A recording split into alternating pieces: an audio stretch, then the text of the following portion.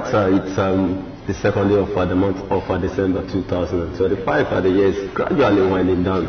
And of course, it's the very first edition of the program Sports Executive in the month of December 2025. On that note, I'm wishing you a happy new month and the very best of the rest of the year 2025. Like I said, the program is Sports Executive, where we talk to different layers and levels of sporting executives for different sports.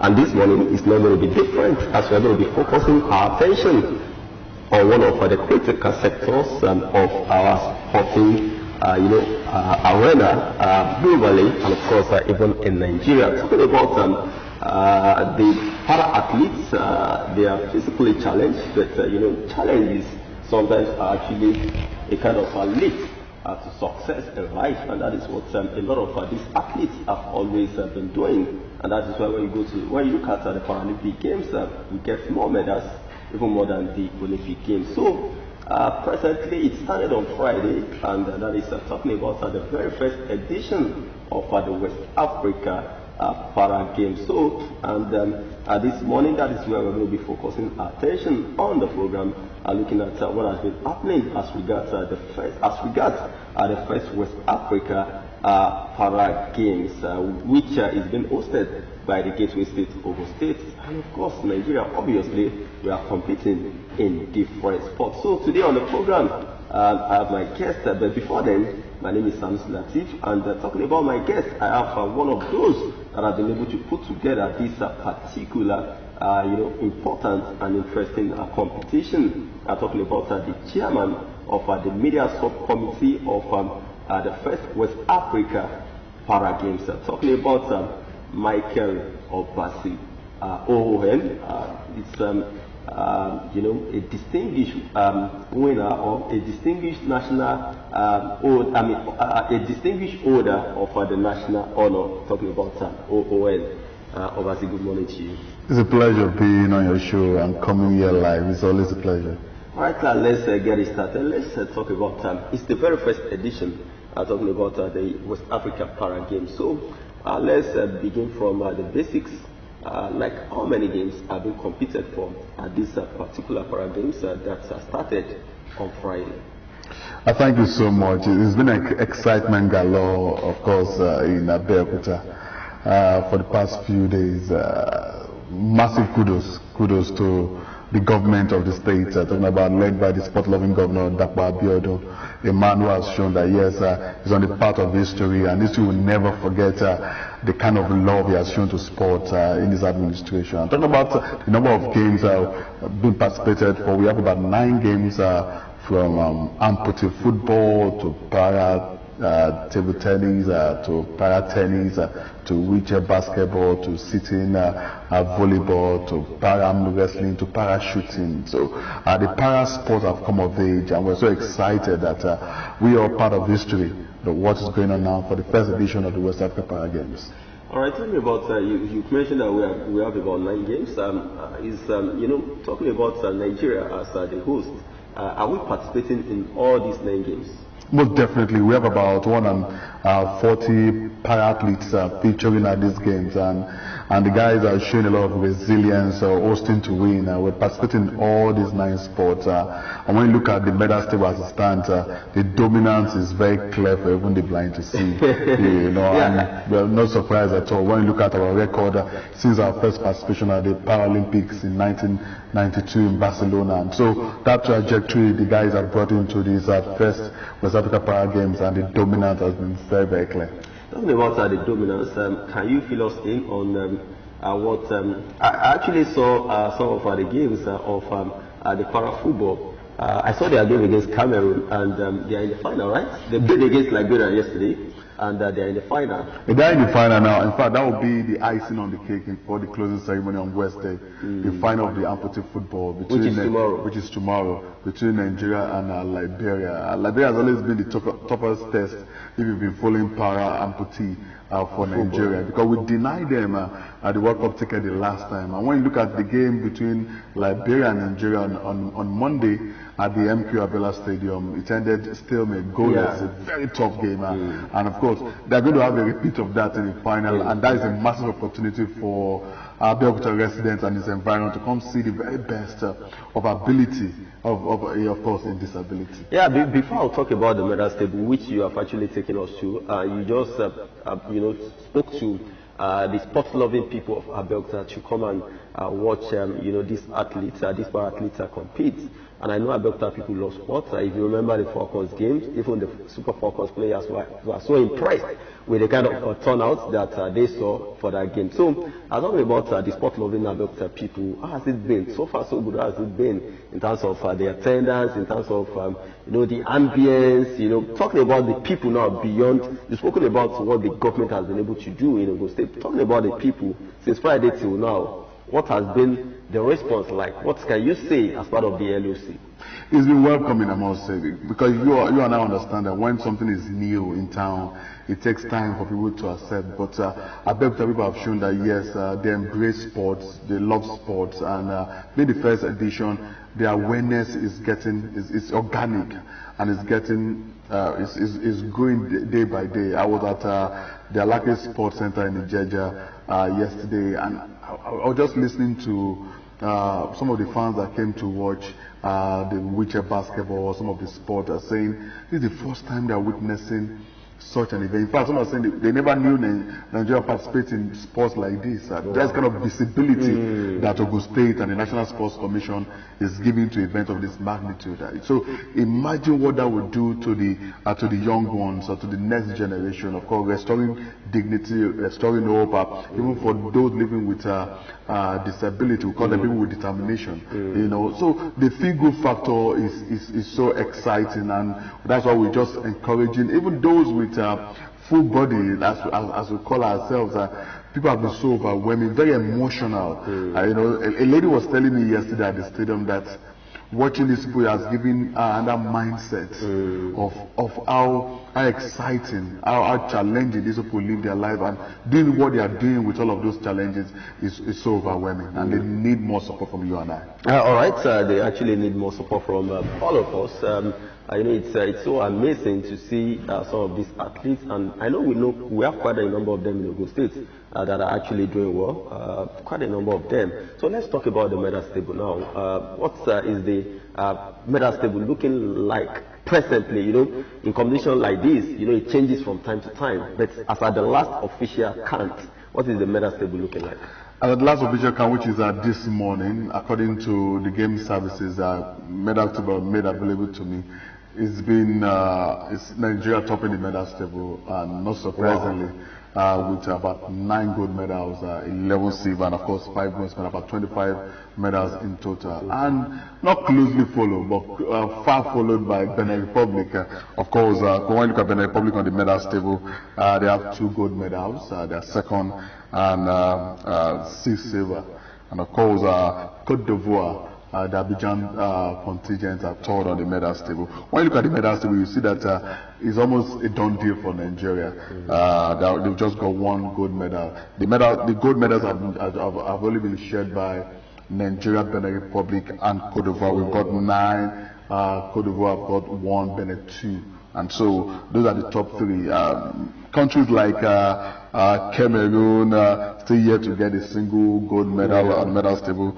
We have Liberia, Niger, Togo, and of course Ghana. Of course, some would say Cameroon, are they part of West Africa? They are one of the invited countries for these games. It tells you how much the game is enjoying visibility and support. Also, Capo Verde, the one we normally call Cape Verde, they're also here competing, also not part of West Africa. These are the 2 invited countries have been part of this game. So we are so excited with the kind of support that this game is getting for the first edition. Don't also forget that anything first will come with its own challenges.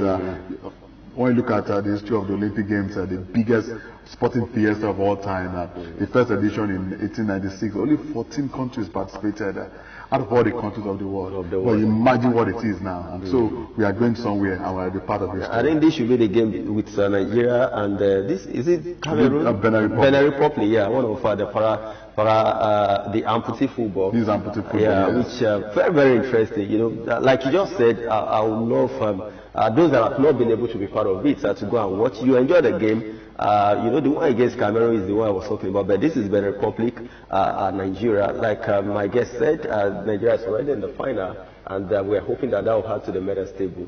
But with the medal table, the last official medal table as of this morning, just gave us, I don't think there is any catch in Nigeria. It's looking like it's done and dusted.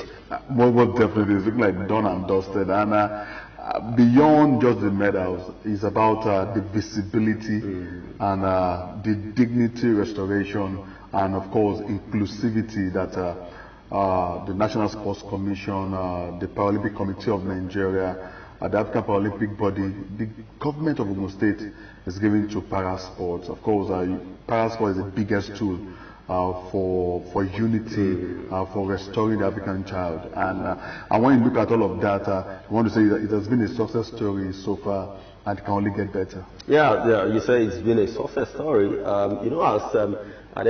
There's never a smooth ride in life. No matter how successful you are, or no matter how successful whatever you do is, there will be some, challenges along the way. As part of the local organizing committee, the chairman of the media subcommittee of the competition, what are some of the challenges? Okay, let's share the success story already. You've spoken about visibility. You've spoken about feedback from some of the fans. What are some other success stories of these first Para Games that you would love to share with us on the program this morning? The success story is the kind of legacy that decades after now that we're speaking, we'll look back and say, Abeokuta made history by being the first host of the first edition of the West Africa Para Games.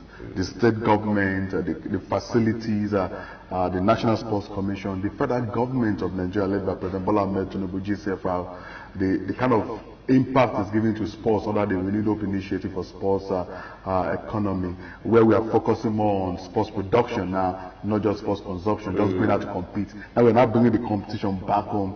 Of course, local competitions, international competitions. Can you imagine how many international competitions Nigeria has hosted? Never happened just this year alone. Even for the CA, we built Algeria House where they couldn't meet up with their hosting.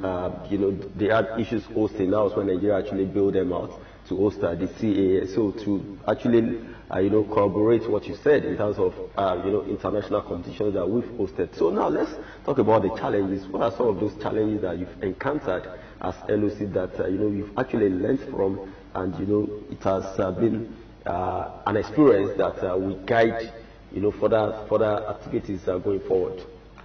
It's a learning process, and the learning cannot stop. It will only continue. Like what my boss will always say, the DG of the National Sports Commission, Honorable Lokbade, we are pathological optimists. We try to not dwell much on challenges, but confront it and use it as a stepping stone for future competition. Of course, so internally, some of the challenges are things that we hope that the next edition there will be more visibility of the crowd, more support from the sponsors, from the private sector. Of course, the government is doing its own part and giving it more of an international and global coverage and standard. And so those are some of the things that we just want to improve on these games, and more support.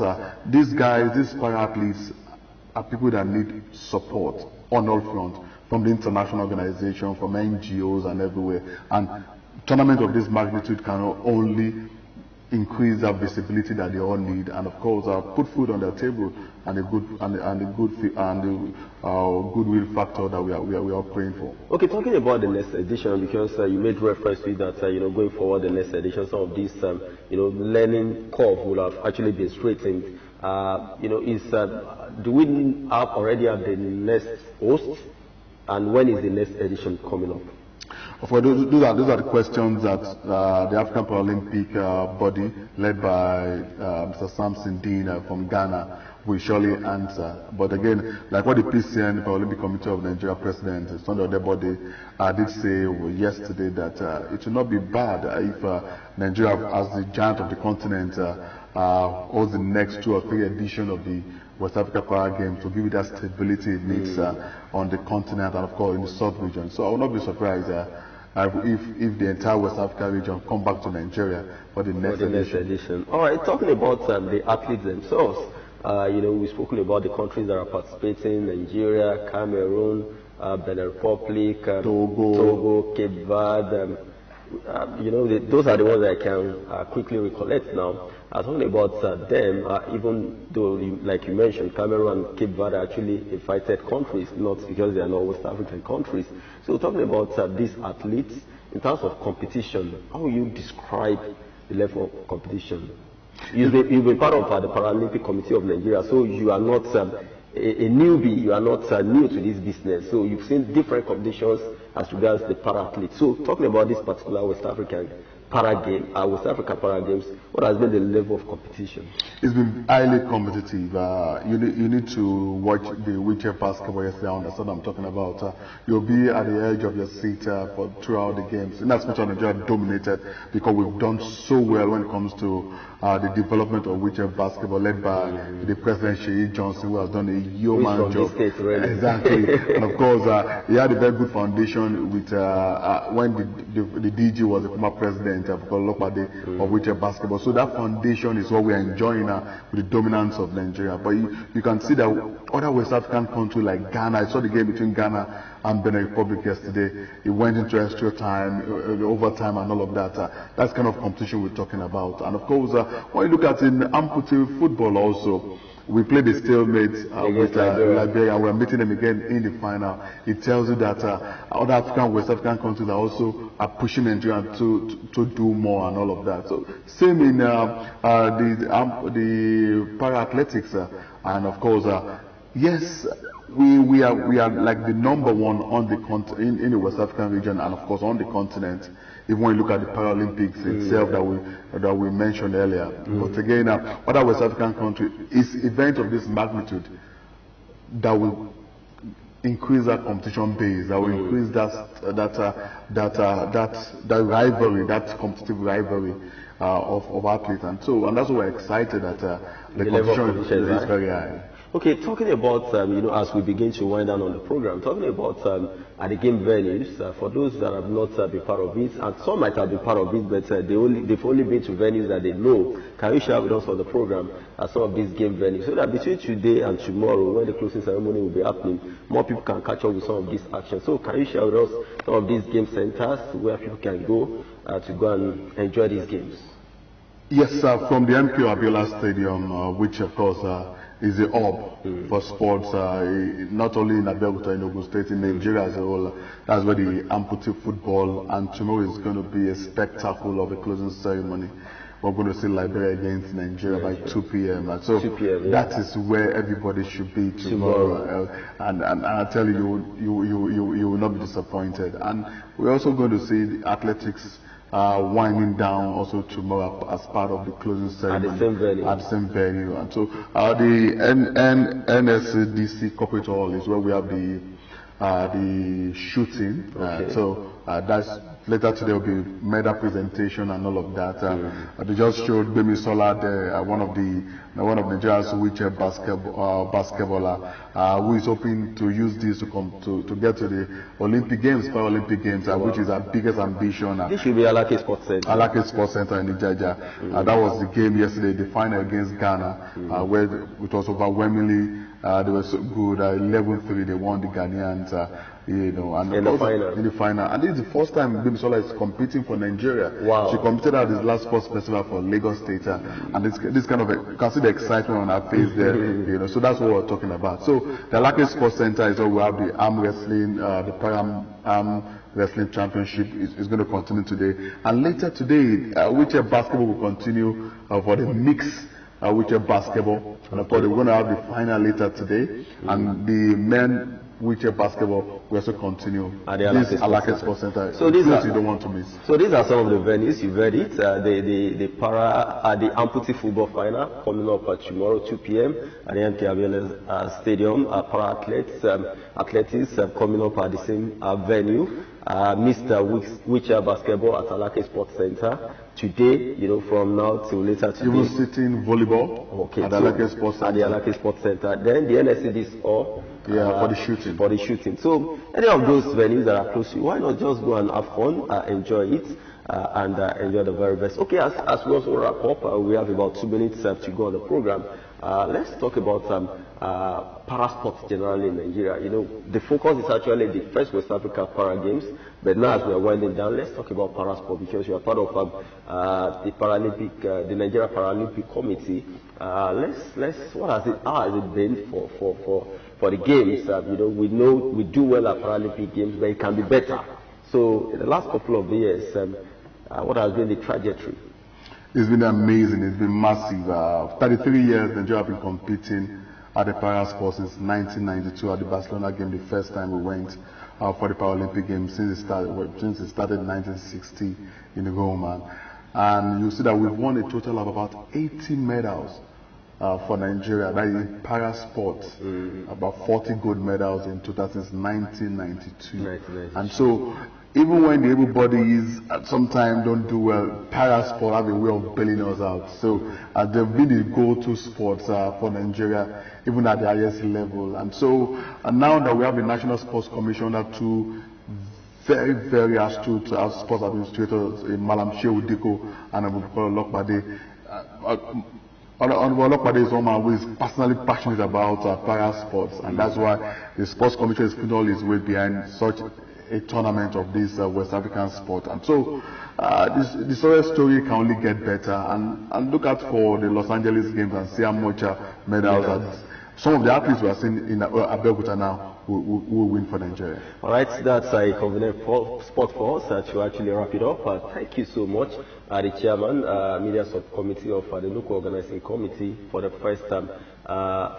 very first West Africa Para Games. And also, I know you prepare us talking about that, but I also have to mention that you are the media officer. You're in charge of the media for the Nigeria Paralympic Committee of Nigeria, PCN. ON. It's not easy to get a national honor. I don't have one, so I wish I have one like yourself. It's coming very soon. Thank you so much, Obas Michael. It's a pleasure having you on the program. That's going to be the size, and Sport Executive returns at same time, same station next week. Until then, my name is Sadusi Latifa. Enjoy the rest of your day. Bye for now.